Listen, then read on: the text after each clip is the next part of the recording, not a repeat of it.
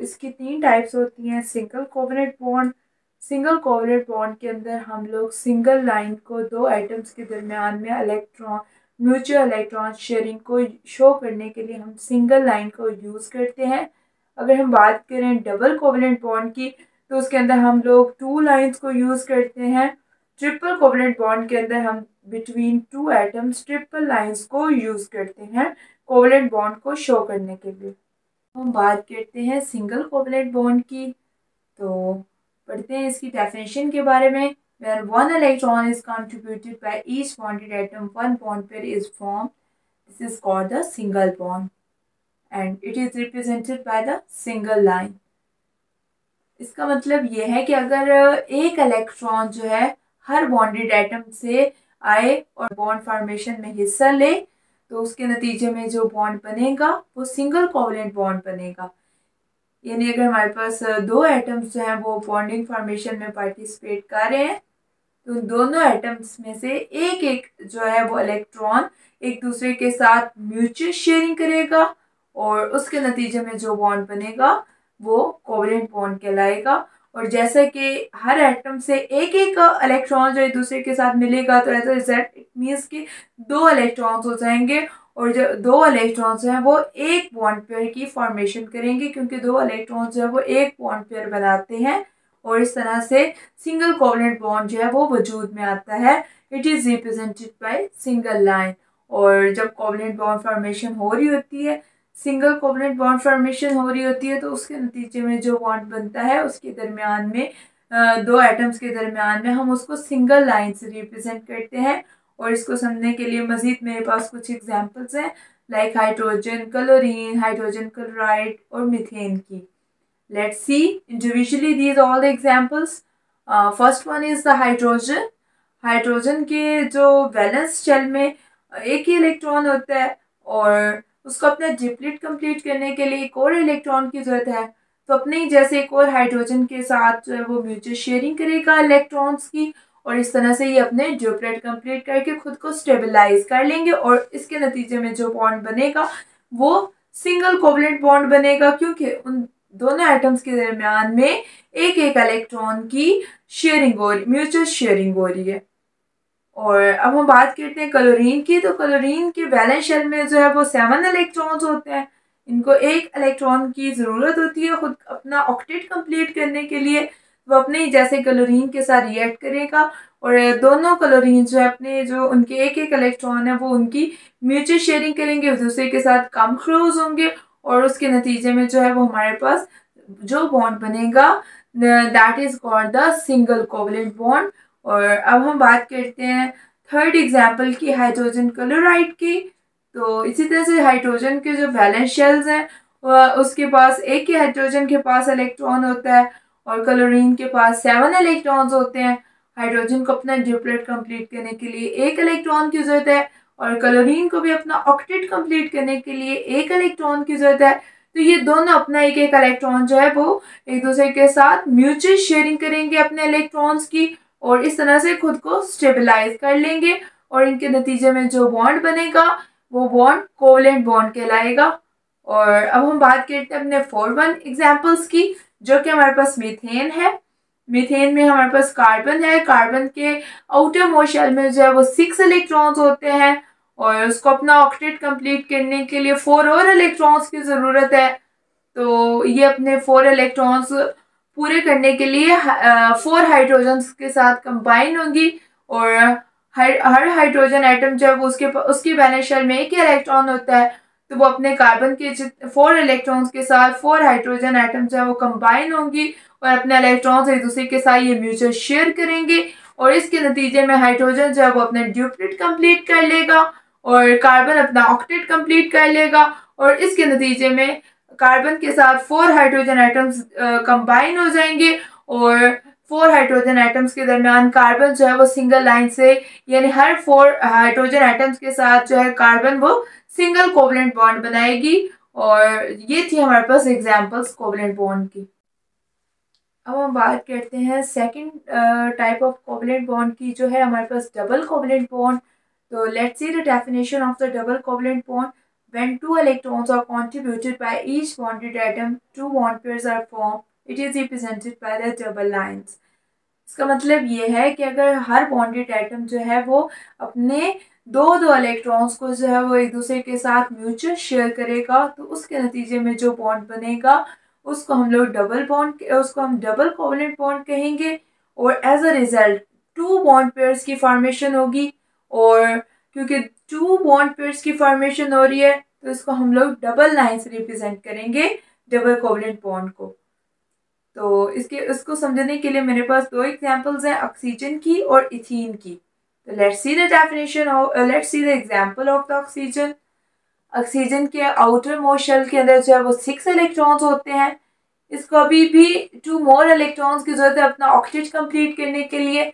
तो वो अपने ही जैसे ऑक्सीजन एटम के साथ जो है वो रिएक्ट करेगी, और ऑक्सीजन उससे इस तरह से इनके दरम्यान में दो दो इलेक्ट्रॉन्स की जो है वो म्यूचुअल शेयरिंग ऑफ इलेक्ट्रॉन्स होगी। एक ऑक्सीजन एटम जो है वो अपने इलेक्ट्रॉन्स दूसरे ऑक्सीजन एटम को देगा भी सही, और दूसरे ऑक्सीजन एटम से दो इलेक्ट्रॉन्स लेगा भी सही। तो एज अ रिजल्ट 4 इलेक्ट्रॉन्स जो है वो एक दूसरे के साथ म्यूचुअल शेयरिंग कर रहे हैं, और 4 इलेक्ट्रॉन से 2 बॉन्ड पेयर्स बनते हैं, क्योंकि एक इलेक्ट्रॉन दो इलेक्ट्रॉन्स हो तो एक बॉन्ड पेयर, 4 इलेक्ट्रॉन्स हो तो दो बॉन्ड पेयर्स। और जब 2 बॉन्ड पेयर्स फॉर्मेशन हो रही है तो as a result this type of the covalent bond is considered to be a double covalent bond, and this bond is represented by the double lines.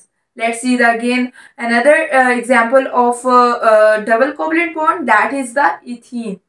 Ethene has the formula of C2H4, यानी कि इसके अंदर 2 carbon और 4 hydrogen atoms involve होते हैं। तो पहले इसका स्केच देखते हैं। जैसे कि अभी मैं बताती हूँ आपको कि जो कार्बन होता है ना, उसके फर्स्ट शेल में 2 इलेक्ट्रॉन, और सेकंड शेल में जो है वो जो उसका वैलेंस शेल होता है उसके अंदर 4 इलेक्ट्रॉन्स होते हैं, और इसको अपना ऑक्टेट कंप्लीट करने के लिए 4 और इलेक्ट्रॉन्स की ज़रूरत होती है। तो ये क्या करेगा कि अपने हर एक कार्बन के साथ जो है, क्योंकि हाइड्रोजन के 4 एटम्स है, तो हर कार्बन के साथ एक एक जो है वो हाइड्रोजन एटम जुड़ जाएगा। तो इस तरह से जो कार्बन के वैलेंस शेल्स में जो है वो एक एक इलेक्ट्रॉन होता है, तो अपना एक इलेक्ट्रॉन जो है वो कार्बन के साथ जो है वो शेयर कर लेगा, और इस तरह से हाइड्रोजन अपना ड्यूप्लेट कंप्लीट कर लेगा और खुद को स्टेबलाइज कर लेगा। लेकिन अगर दो हाइड्रोजन एटम भी कार्बन के साथ अटैच हों तो अभी भी कार्बन जो है वो उसका वैलेंस शेल जो है वो अपना ऑक्टेट कंप्लीट नहीं कर सकता, क्योंकि इस तरह से भी उसके पास अभी 6 इलेक्ट्रॉन्स होंगे, क्योंकि 4 तो उसके पास पहले हैं, दो उसके पास हाइड्रोजन एटम से भी अगर म्यूचुअल शेयरिंग ऑफ इलेक्ट्रॉन से भी अगर इलेक्ट्रॉन्स आए तो अभी भी जो है उसको 2 और मजीद इलेक्ट्रॉन्स की ज़रूरत है अपना ऑक्टेट कंप्लीट करने के लिए। तो वो यूं करेगा कि अपने साथ वाले जो दूसरा कार्बन एटम है, जो कि उसके पास भी यही सब कुछ अरेंजमेंट है कि उसके साथ भी दो हाइड्रोजन एटम जो है वो इन्वॉल्व उसके साथ जुड़े हुए हैं, और हाइड्रोजन एटम ने खुद को स्टेबलाइज कर लिए, ड्यूप्लेट रूल को अपना ड्यूप्लेट कंप्लीट कर लिए, अपना ड्यूप्लेट रूल को फॉलो कर लिया। लेकिन अभी भी कार्बन उसका भी जो कार्बन है वो भी अभी अपना ऑक्टेट कंप्लीट नहीं कर सका, अभी उसके पास भी 6 इलेक्ट्रॉन्स है, उसको भी अभी 2 इलेक्ट्रॉन्स की जरूरत है अपना ऑक्टेट कंप्लीट करने के लिए। तो ये क्या करेंगे, दोनों कार्बन एटम जो है वो एक दूसरे के साथ अपने इलेक्ट्रॉन्स की म्यूचुअल शेयरिंग करेंगे। अपने दो इलेक्ट्रॉन जो है दोनों एटम्स एक दूसरे के साथ जो है वो म्यूचुअल शेयर करेंगे, और इस तरह से वो अपने ऑक्टेट को कंप्लीट करेंगे। और इस तरह से जो, क्योंकि हर कार्बन एटम के 2 इलेक्ट्रॉन दूसरे कार्बन एटम के 2 इलेक्ट्रॉन के साथ जुड़ रहे हैं, तो इसके नतीजे में जो बॉन्ड बन रहा है that is called the double covalent bond, क्योंकि 2 बॉन्ड पेयर्स की फॉर्मेशन हो रही है, और इसको हम लोग डबल लाइन से रिप्रेजेंट करेंगे। लेकिन जो हाइड्रोजन एटम कार्बन एटम के साथ जुड़े हुए हैं उनके साथ एक एक इलेक्ट्रॉन की जो है वो म्यूचुअल शेयरिंग हो रही है, तो उन हाइड्रोजन एटम्स को जो कि कार्बन के साथ जुड़े हुए हैं उनको हम लोग सिंगल बॉन्ड से, लेकिन कार्बन और कार्बन को क्योंकि उनके दरम्यान में दो इलेक्ट्रॉन्स की म्यूचुअल शेयरिंग हो रही है, तो उनको हम लोग डबल लाइन से रिप्रेजेंट करेंगे। अब हम बात करते हैं third one type of covalent bond की, that is the triple covalent bond. Let's see the definition of the triple covalent bond. When each bonded atom contributes 3 electrons, then 3 bond pairs form. It is represented by triple lines. कि अगर हर bonded atom में से 3 electron जो हैं, तीन electron जो हैं वो एक दूसरे के साथ कंबाइन हो और वो म्यूचुअल शेयरिंग में पार्टिसिपेट करें, तो as a result 3 bond pairs बनेंगे।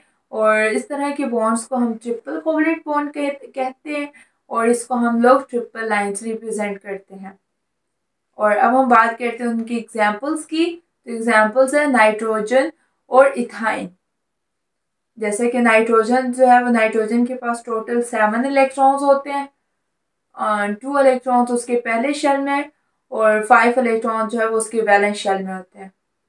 और 5 हैं और उसको 3 और चाहिए अपना ऑक्टेट कंप्लीट करने के लिए। तो वो अपने एक और नाइट्रोजन एटम जिसको भी जो 3 इलेक्ट्रॉन्स की जरूरत है अपना ऑक्टेट कंप्लीट करने के लिए, तो दोनों नाइट्रोजन एटम एक दूसरे के करीब आएंगे और इनके दरम्यान में 3 इलेक्ट्रॉन्स की म्यूचुअल शेयरिंग होगी और इसके नतीजे में इनके दरम्यान में 3 बॉन्ड बनेंगे और इस तरह से वो खुद को स्टेबलाइज कर लेंगे और इनके दरम्यान में ट्रिपल कोवलेंट बॉन्ड बन जाएंगे। और देखा जाए तो इनके हर नाइट्रोजन एटम के ऊपर 2 इलेक्ट्रॉन्स हैं और ये 2 इलेक्ट्रॉन्स जो हैं उनको हम लोग लॉन पेयर ऑफ इलेक्ट्रॉन्स कहते हैं, क्योंकि ये बॉन्डिंग में पार्टिसिपेट नहीं करते हैं। अब हम बात करते हैं इथाइन की। तो इथाइन का जो है फार्मूला है C2H2। इसके अंदर जो है वो 2 कार्बन और 2 ही हाइड्रोजन इन्वॉल्व होते हैं और कार्बन के पास टोटल 6 इलेक्ट्रॉन्स होते हैं और पहले शेल में 2 और आखिरी शेल में 4 इलेक्ट्रॉन्स होते हैं और इसको मजीद 4 इलेक्ट्रॉन्स की जरूरत है अपना ऑक्टेट कंप्लीट करने के लिए। इस तरह से हाइड्रोजन के बैलेंस शेल में 1 इलेक्ट्रॉन्स होते हैं।